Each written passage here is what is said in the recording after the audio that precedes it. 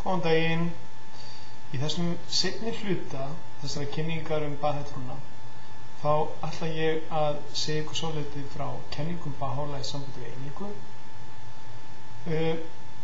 Markmið Bahá'í-trúarinnar að sameina allt mannkynið og þjóðir jarðar í einn sameiginlegan málstað og eina sameiginlega trú. Bahá'í-kenningarnar segja okkur það að við séum öll ávextir á einu tré og lauf einnar greinar.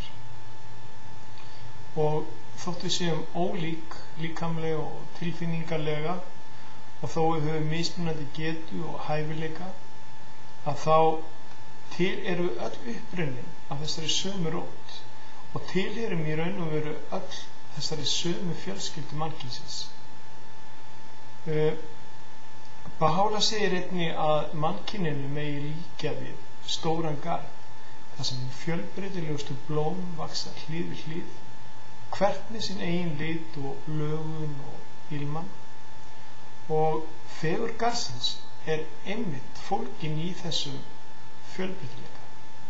Og því miður þá hafa oft átök og þrætur og stríð komið upp á milli þjóða og manna vegna haturs og fáfræði og fordóma og eigin hagsmuna.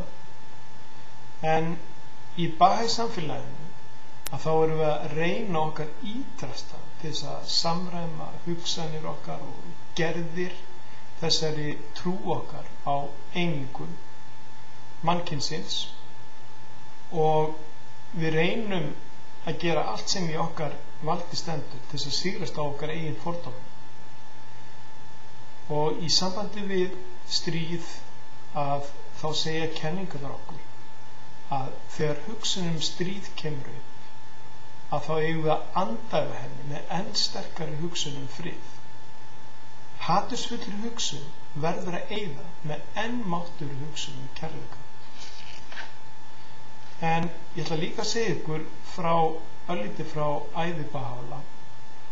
Bahá'í fæddur árið 1817 í borginni Tehran, þar sem nú Íran.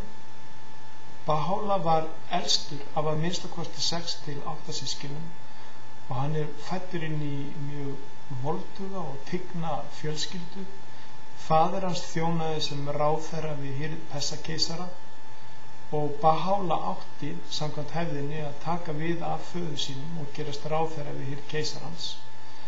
En strax sem ung barn þá sýndi Bahá'í merki mikla tign og göfgi og andlega visku, og hann leitaðist mikið við að eyða tíma sínum í burtu frá höllinni og verja tíma sínum með fátæku, og hann var sífellt að annast hérna sjúku í borginni og reyna að deila út hjálpi þeirra sem áþurftu að halda. Og þegar að faðir Bahá'í fellur frá, að þá átti Bahá'í samkvæmt hefðinni að taka við embætti föðursins sem ráðherra, en Bahá'í hafnaði þeirri stöðu og vildi frekar verja tíma sínu með fátæku, kúguðu og sjúku og gerast þessi málsvari réttlætisins. En það eru aðalega 2 hliðar á lífi Bahá'í sem langar til þess að deila með þér. Í fyrsta lagi eru það gríðarlegu þjáningar sem að leita að höndum kúara sinna, og í öðru lagi hinn miklu áhrif sem hann hafði á hugi og hjörtu manna á sínum tíma. En þetta einmitt einkennandi fyrir líf allra opinberanda Guðs, ekki bara Bahá'í. Og þjáningar Bahá'í þar hófust leið og hann byrjaði að kunngera þennan málstað Guðs, og líf hans markaðist af ofsóknum og fangelsunum, og hann var sendur í útleið frá einu landi til annars, alls 4 landa.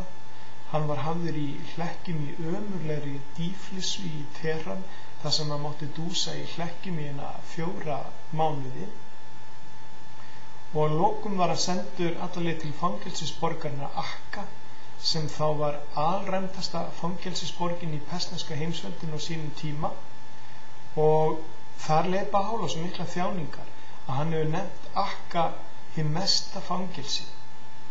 Og í einu af ritum Baha'u'lláh þannig tíma sem hann var staddur í Akka, þá ritar hann til eins af fylgjendur sínum. Ég ætla að lesa beint upp það sem Baha'u'lláh segir.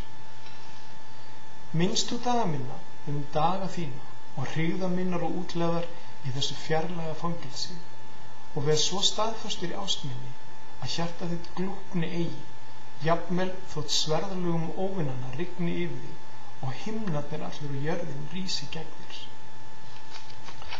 En þá voru tvö öflug konungsveldi, Íran og Tyrkjaveldi, sem reyndu af öllum mætti að koma í veg fyrir að Baha'u'lláh gæti boðað trú sína og kenningar, af því að þau vildu tortímatrúni.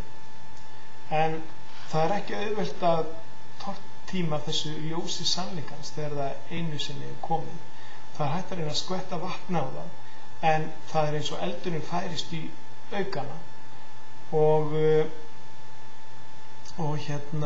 ekkert var hægt að gera til þess að stöðva þessi sívaxandi áhrif Baha'u'lláh, og því lengra sem að yfirvöld reyndu að reka hann í útlegð, þeim mun meiri áhrif höfðu kenningar hans. Og þrátt fyrir stöðugar ofsóknir að þá hélt Baha'u'lláh áfram að boða kenningar sínar og trú sína í rúmlega 40 ár og færði okkur svo mikla andlega orku og ást að við teljum að loka sigur málstaðar hans sé tryggður. En Baha'u'lláh lést árið 1892 og við teljum grafísi hans vera einn helgasta stað okkar Baha'i á þessari jörðu, en það er einmitt í grennd við Akka. Og ég ætla mér að enda hérna á því að lesa pínlítið sem Baha'u'lláh hefur sagt í sambandi við þjáningar sínar. Hann segir, og þetta er orðrétt: hinn aldna fegurð hefur samþykkt að vera lögð í hlekki til þess að mannkynið megi leysast úr fjötrum sínum og fallist á fangelsun sína í þessu almesta virki til þess að öll veröldin megi finna raunverulegt frelsi. Hann hefur drukkið bika sorgarinnar í botn til þess að alla þjóði jarðarinnar geti fundið varanlegan fögnuð og fyllst gleði. Þetta er sakir náðar Guðs drottins síðar, hins vorkunláta og miskunnsamasta. Vér höfum samþykkt að verða niðurlægðir ó þér sem trúið á einingu Guðs til þess að þér megið upphæfist, og höfum liðið margvíslega þjáningar til þess að þér megið dafna og eflast. Sjá hvernig þeir sem hafa eignað Guði jafningja hafa þvingað hann sem kom til að endurreisa heiminn til að dvelja í hinni ömurlegustu allra borga. En ef þið langar til þess að vita meira Baha'i-trúna, að þá vil ég benda þér á heimasíðu Baha'i samfélagsins hérna á Íslandi sem er bahai.is, bahai.is, og einnig getur haft samband við þjóðaskrifstofu Baha'i sem er á Öldugötu 2 hér í Reykjavík, og hún er venjulega opin á skrifstofu tíma og það er alltaf einhver starfsmaður þar á skrifstofunni sem getur leiðbeinir. Síminn þar er 567-0344 og einnig líka hægt að nálgast margt efni inn á YouTube, mjög fróðlegt og gott efni, en ég vona að þú hafir haft eitthvað gagn af þessari kynningu, þessari stuttu kynningu Baha'i-trúna, og til að hvetja til þess að skoða meira ef þú hefur áhuga. En þakka þér fyrir að hlusta og áhuga.